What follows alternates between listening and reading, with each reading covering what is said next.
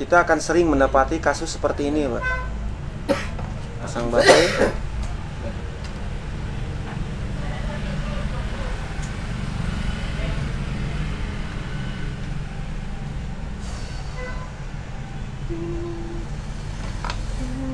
Lampu merah tadi nyala, kemudian mati.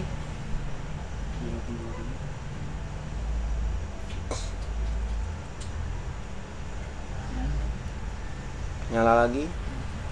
Di LCD tidak ada respon apa-apa ya. Nyala mati, dan terus saya seperti itu. Nunggu sampai kodok berkokok juga terus begitu. Sampai ayam kincing.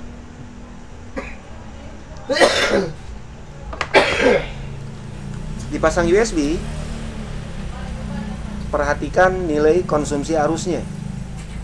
Yang sudah pasti ya, ini dipasang USB pun gejalanya sama, red blink juga. Perhatikan konsumsi arusnya. Di saat lampu merah menyala, normal ya, sama persis dengan arus yang handphone normal. Perhatikan di saat lampu merahnya pas mau mati.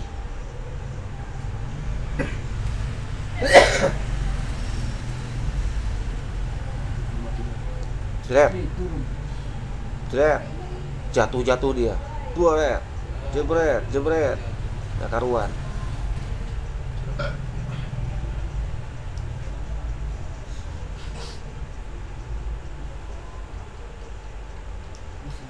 Saya ulangi lagi. Saya ingin mengetahui berapa peak maksimalnya.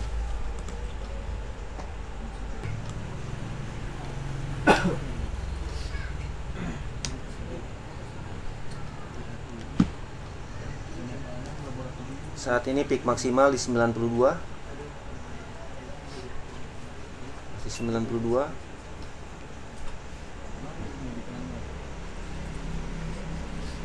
Kita lihat peak maksimal di saat lampu LED merahnya sudah mati.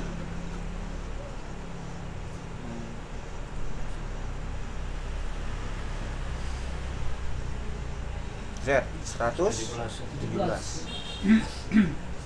Dia ada curam dulu ke bawah, kemudian 117.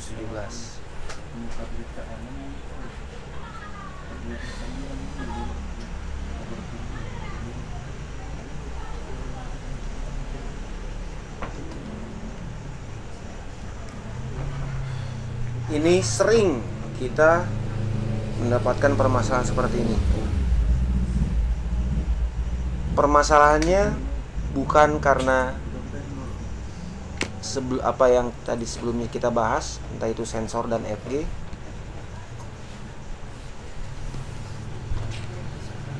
Tetapi dari nilai arus ini seharusnya dapat kita tebak di mana letak permasalahannya.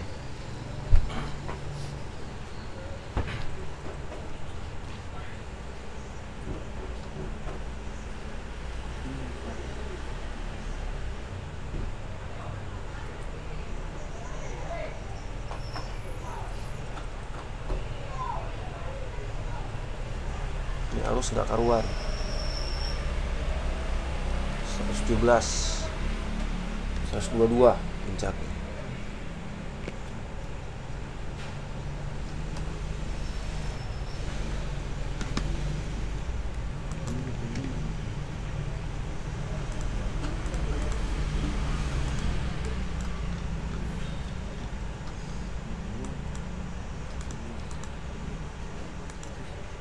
Tegangan-tegangan yang dikeluarkan oleh IC power, tegangan utama kan ini ya, SM buck, Vireg SMC1, C2, 1P8. Kita belum pernah membahas tentang Vireg MSMA1 dan 2P2. Dua tegangan ini belum kita bahas.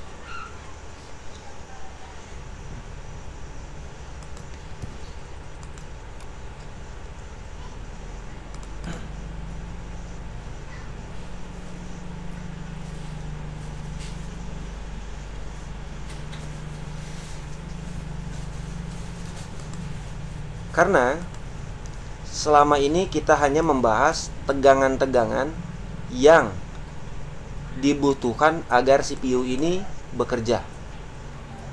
Ini kasus handphone ini kan lampu merahnya sudah menyala. Tegangan ini sudah tentu berarti sudah ada. Contoh saja, VREG MSM A1, kemudian 2P2 yang ini, kemudian MSM A2. Ini tegangan keluar di saat lampu merahnya telah menyala.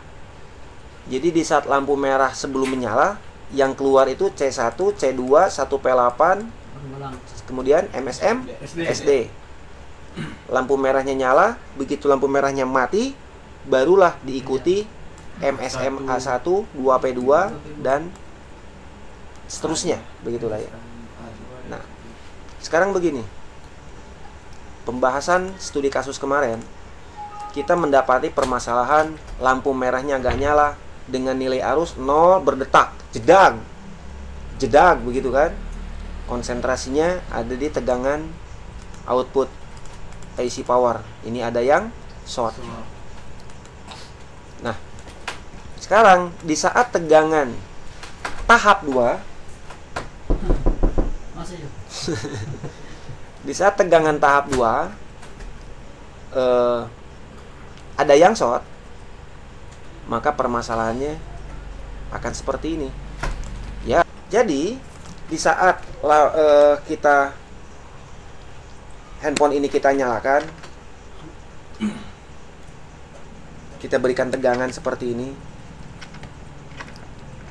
Saat ini tegangan tadi sudah keluar belum? Belum keluar. Dan di sini pun ya handphone pun normal, tidak ada masalah. Tetapi di saat lampu merahnya mati, seharusnya dia masuk ke loading, tegangan ini keluar, ternyata short. MSM A1 ini sumbernya dari mana?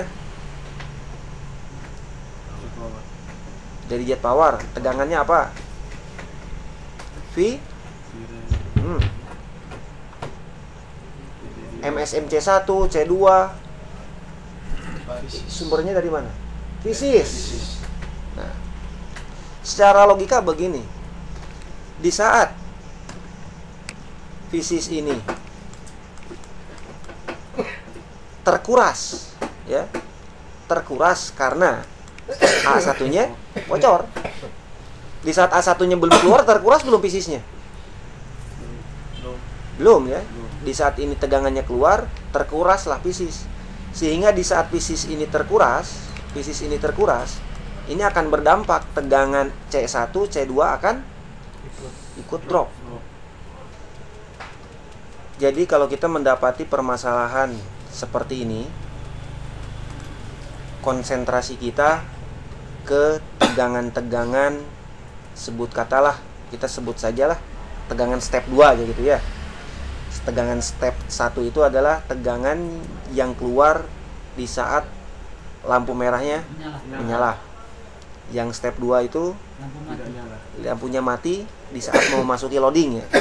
Itu step 2. Nah, sebetulnya tegangan step 2 ini bukan hanya tegangan A1 saja. Masih banyak tegangan-tegangan lainnya. Artinya, misal saja kita telah ketahui bahwa tegangan yang keluar step 2 itu adalah MSM A1, 2P2, kemudian MSM A2. Jadi yang kita lakukan, cek saja 3 tegangan ini ada yang short atau tidak, begitu. Kalau ternyata pas diukur di MSM A2, ternyata short, ya inilah penyebabnya. Kenapa dia bisa menjadi restart gitu. Nah, yuk sekarang kita ukur tegangan-tegangan apa saja sih yang keluar di saat step 2.